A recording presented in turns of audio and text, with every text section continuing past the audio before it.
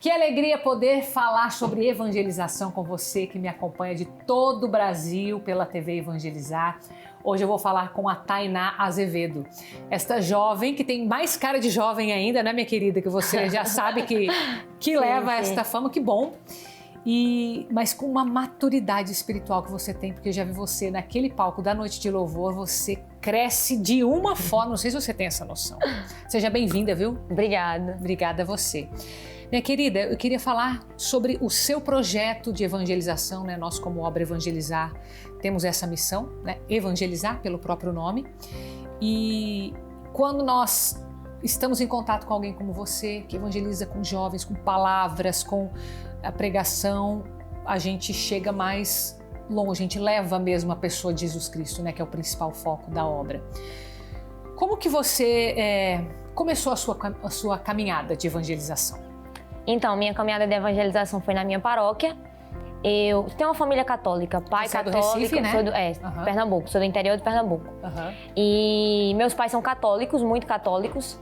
Por isso que eu falo, a educação faz toda a diferença, né? Ter pais católicos faz toda a diferença.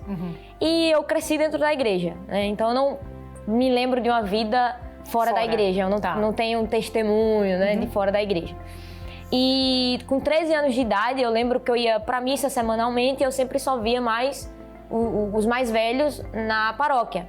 E aquilo me incomodava muito. Aí um dia na escola, junto com outros amigos, era quarta-feira, eu falei, amanhã, quinta-feira, vamos todo mundo pra adoração ao Santíssimo. E aí alguns amigos aderiram, chegaram lá. Fez um convite assim? Fiz um convite espontâneo. E a gente tava conversando sobre igreja e tal. E aí foram 3 amigos mais eu, né? Eu, minha irmã, mais 2 amigos. E chegamos lá, a gente, diante de Jesus, chegou no final ali, quando a gente ia saindo da igreja, alguém soltou a ideia, né? Eu não lembro quem foi. Vamos fazer um grupo de jovens. E aí eu falei, eu falo com o padre. Eu sempre fui muito... Falei, eu falo com o padre. E aí falamos com o padre autorizou. Inclusive, ontem, dia 16 de maio, fez 11 anos do dia que eu preguei pela primeira vez no grupo de jovem que eu mesma fundei. 11 anos? 11 anos atrás. Eu tinha 13 anos. Você começou bem na juventude mesmo. Bem jovem. E como que foi essa primeira pregação? Você se lembra? Você se preparou? Foi uma coisa espontânea também? Então, eu costumo brincar, né? Que a autoestima é tudo, porque eu preguei num grupo que eu mesma fundei. Então foi eu mesmo que escolhi. Mas aquela pregação foi uma pregação de 10 minutos, muito rápida, porque eu não tinha mais o que falar. Eu separei um versículo bíblico para falar sobre o amor de Deus e foi inusitado. Eu lembro até hoje que foi muito engraçado, porque deu 10 minutos, a minha pregação já tinha acabado. Eu olhei para os meus amigos e falei, não tenho mais o que falar. Mas falou, vamos apagar a luz e rezar para e finalizar. Então foi assim que eu comecei, na minha paróquia, com os jovens. Nossa, que legal. E depois disso, aí como que foi a continuidade? Você continuou nesse grupo, continuou fazendo as pregações? Sim. De 10 minutos foi aumentando? Foi progredindo. Então, foi muito espontâneo o movimento que aconteceu, né? Acabou que espontaneamente eu comecei a pregar num grupo e outras pastorais, movimentos da paróquia acabaram ficando sabendo do grupo e sempre ia lá alguém olhar o que estava acontecendo e viram que eu pregava e começaram a me convidar. E aí, só você pregava ou não? Tinha mais jovens? Os outros jovens pregavam também. Todo mundo, praticamente, do grupo assim, tinha que pregar. Vocês iam revezando? Ia revezando, E aí, só que depois eu acabei tomando um destaque de liderança e eu assumi mais à frente do grupo e eu pregava mais. E aí os outros movimentos pastorais da paróquia começaram a me convidar. E aí eu fui pregando nas capelas, nos grupos de oração. E depois só fui fluindo, recebendo convites. Isso de maneira muito espontânea, assim. Eu não me lembro quando as pessoas falam, Tainá, quando começou o ministério, a agenda de missões? Não teve um dia específico, foi gradual. Eu só fui vivendo a vida paroquial, ordinária, normal, servindo como era me proposto ali. Eu fui dizendo sim, e aqui estou hoje. E daí isso aconteceu para outros grandes convites também, como foi Noite de Louvor, por exemplo. Exatamente, e você foi aceitando. Eu lembro que o ponto de virada foi que eu fui fazer uma pregação na comunidade Colo de Deus, no ano de 2016, e aí eles gravaram e soltaram no Facebook na época, um corte da pregação. E aí esse corte viralizou, né? Viralizou e aí eu comecei a receber convites do Brasil inteiro. Nossa, então é muito importante essa exposição na internet. Hoje basicamente, você fala para jovens, você fala na internet. Você tem um foco ou é também guiado assim? Então, eu alcanço pessoas de todas as idades, né? Na noite depois, e é culpa da TV Evangelizar isso. Depois da minha primeira ida na noite de louvor, tanta gente de outras idades começou a me acompanhar nas redes sociais e sempre a mesma coisa. Tainá, eu te vi na TV Evangelizar. E eu acho isso maravilhoso. Eu sou muito grata à TV Evangelizar, porque eles me convidaram há anos atrás, quando eu era muito novinha, né? E me levaram para lá. Inclusive, foi a partir da minha ida na TV Evangelizar que eu consegui também alcançar outros públicos, mas o meu foco é para jovem hoje na internet. Eu trabalho na internet, sim. Na internet. E aí você fala do quê? Do cotidiano, você fala das maiores dificuldades, porque para jovem dá para falar de tudo, né? Sim. Você parte daquilo que você vive ou de testemunhos. Como que é teu raciocínio? O meu foco é na santidade. Eu abordo muito a santidade. E a santidade vivida no dia a dia do jovem.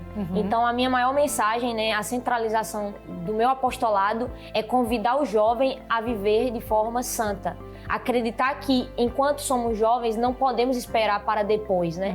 Eu gosto muito de Santo Expedito, que ele tem a história, né, que quando ele ia se converter, tinha um corvo ali no ouvido dele falando em latim cras, que é amanhã. E ele sente ali o Espírito Santo, né, dentro dele, ele fala ode, né, hoje, não amanhã, hoje. Então é a proposta que eu levo para os jovens que me acompanham. Se converter hoje, ser santo hoje, porque não sabemos quanto tempo temos. E existe, né, uma teoria por aí que fala assim, vamos curtir a vida, depois a gente se converte. Quando a gente for mais velho, a gente vai para a igreja. E eu não acredito nisso. Eu acredito que a gente só tem o hoje para amar Jesus e, como dizia Santa Teresinha, né, só temos o hoje para amar Jesus e por que não amá-lo hoje? Se é o sentido da nossa vida, né? Então eu levo essa proposta para o jovem da felicidade em Cristo. E você como jovem, vendo a igreja, talvez se lembrando daqueles teus primeiros momentos lá, que você se incomodou, você acha que isso ainda existe? Esse incômodo do jovem estar ali, de repente, e não se sentir pertencente, porque às vezes na paróquia não tem um movimento de jovem, não tem alguma coisa. Você acha que falta isso? Falta porque a idade do jovem, né? Eu falo só trabalhando com o jovem para entender. Muitas vezes as pessoas acham, o jovem não quer, ou o jovem é assim assado. Só que existem muitas camadas, né? Dentro da história do jovem, a criação dos pais, o ambiente que ele está escolar, universitário. Então falta mais esse apoio do jovem. Mas eu apelo aqui para os jovens como eu que já têm o entendimento. Não esperem a oportunidade, mas sejam a oportunidade. De repente, se você se levantar com ousadia, quantos outros jovens você não vai poder evangelizar e ser instrumento de salvação na vida deles? Então eu acredito que a gente como jovem, São João Paulo II já pedia isso, que a gente seja atuante, que a gente seja protagonista não da evangelização do amanhã, mas da evangelização do hoje. Então se falta esse lugar juvenil dentro da tua paróquia, inicie com algo simples, mas que pode ser muito fecundo. E você acredita que quando é iniciado por um jovem, é diferente o peso de alguém que sabe disso, algum adulto que vai organizar? Você acha que faz diferença? Esse envolvimento do jovem em si, ele ser o protagonista, como você está falando? Sim. Eu acredito que, vou parafrasear São João Paulo II novamente, não há nada melhor do que um jovem para evangelizar outro jovem. Então a comunicação, ela é diferente, entendeu? Eu não estou falando que o evangelho muda, a doutrina muda, não, ao contrário. A gente tem que pregar a verdade, para o jovem inclusive.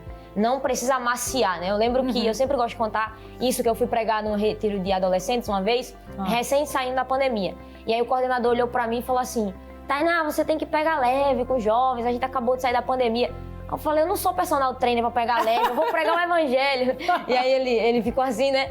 Mas é verdade, a gente não tem que, não é esse o caminho, pegar leve ou omitir a verdade, ou apresentar o evangelho cool, assim, legal. Não, é o evangelho de fato, só que com uma comunicação jovem, uma comunicação que alcance o jovem. Então faz toda a diferença esse protagonismo do jovem, né? Com responsabilidade, claro. Então você acredita que o jovem também busca esta verdade do evangelho? Também busca. Não acredito que o jovem busque esse evangelho meia boca ou mais ou menos, o evangelho light, não. Eu acredito que não só o jovem, mas o homem tem sede de Deus, o homem tem sede da verdade. E quando você apresenta essa verdade, não tem como resistir. Então, o jovem em contato com a verdadeira experiência do amor de Deus é irresistível. Eu trabalho com jovens há 11 anos, como eu disse, e quando eu vejo o ato, muitas vezes ali diante de mim, da experiência de um jovem, de um adolescente principalmente, né, da geração hoje das redes sociais, é muito difícil alcançar o adolescente, quando eu vejo um adolescente em lágrimas diante do Santíssimo Sacramento, tendo um encontro com a verdade, eu penso, esse é o sentido do homem, né? Ser alcançado por Deus, ser encontrado por Deus, amar a Deus e ser amado por Deus. Que lindo. Você tem o dom da palavra mesmo, viu, Tainá?